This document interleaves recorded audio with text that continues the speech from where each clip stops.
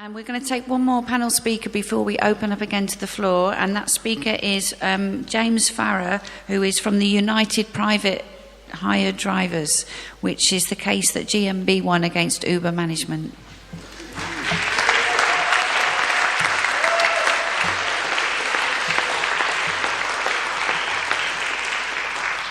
Good afternoon. Thank you very much. I'm on the clock, so I'll have to speak fast, and there's a lot to say. First thing, we had great news 2 weeks ago when the Central London Employment Tribunal found that we are workers and we have worker rights. It was a fantastic victory for us. Thank you. But having said that, still the difficulties carry on. Yesterday, all our members in Scotland, all Uber drivers in Scotland, Uber missed the payroll. Right? And this is not just pay, this is the reimbursement of all the operating expenses for driving Uber passengers for the last 10 days in Scotland remain unpaid today.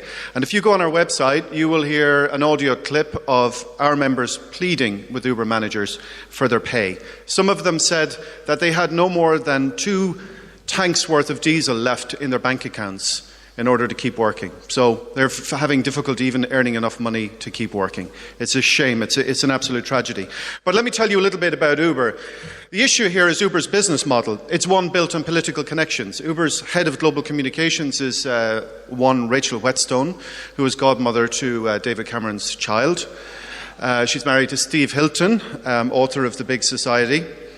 It's one built on legal arbitrage. It's one where in London TfL has failed to regulate since 2012. It's failed because Uber runs between the taxi regulations and the private hire regulations. TfL obfuscates either deliberately or by omission, I don't know, but it has not been able to regulate it, and Uber has managed to get its feet under the table and double the number of private hire drivers in the last few years. Even Transport for London, both mayors recognise that there are far too many vehicles in London now in the private hire trade for it to be economically viable, but also in terms of congestion and pollution, but say that they're unable to stop licensing. It's a business model that relies on network effects. It relies on flooding the market of oversupply. So drivers are carrying the economic inefficiency of having too many of us out there. Uber pays zero marginal cost because we carry all the operating costs, all the risk. The only cost for Uber is just signing us up to the platform. So it's a business model that relies on challenging the regulations. There's no cap in London. There's no worker rights until last week. And it pays no tax. Us drivers, we are contracted out of the Netherlands, and it was from the Netherlands, and also every transaction that's recorded that is transacted in London is recorded in the Netherlands. So in the Netherlands they pay 0% VAT, in this country or that country. It pays no income tax here, no national insurance, and it only pays TfL £500 a year to run 30,000 vehicles in London. Can you imagine? £500. That's its total net contribution to society.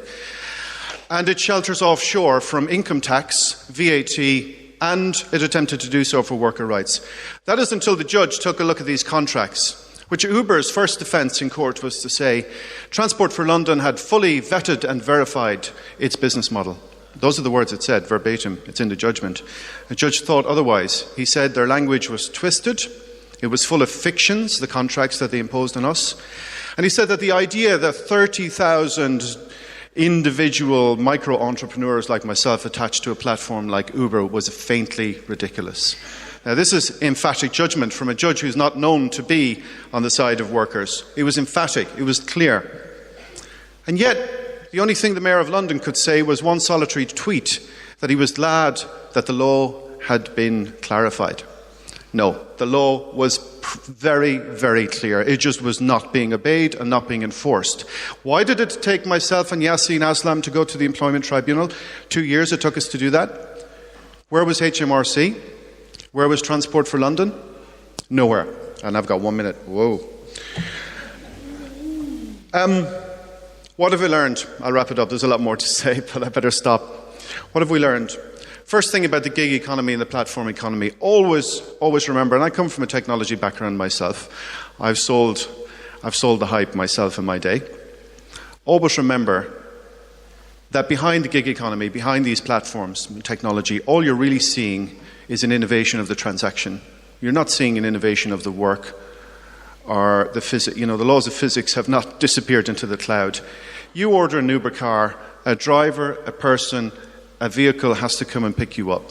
And it has to be paid for, and that driver has to earn a living. Now, you look at the fares and you work it out per hour and you figure out how you can make money on it. The reality is that drivers are working 80, 90 hours a week, because first they must cover their costs and then they must try to earn something. And the only variable they have in control in their control is to work more hours. In fact, if you read the judgment, the judge said that. The judge said clearly the idea that we're running our own businesses as independent people was ridiculous, because the only thing we could do was to drive more. We're not in charge of the customer, we're not in charge of the business, we're not in charge of the marketing, we're not even in charge of the transaction. So remember, when you hear the gig economy and you hear all about innovation, remember, in reality, the work still has to be done by somebody. Secondly, we need to understand that the laws exist and they need to be enforced. I've got to finish. The laws need to be enforced. The laws existed for worker rights. They were not enforced. HMRC should have done their job. They did not do their job. Transport for London should have done their job. They did not do their job. Finally, there's this challenge to organise in the network.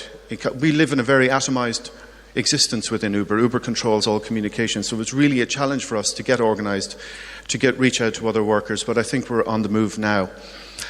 Finally, if there's one thing, if you enjoy the story, if you want to help, you can, because you're a stakeholder. I'm publicly licensed by this city to operate in this city. I have to be fit and proper to do so.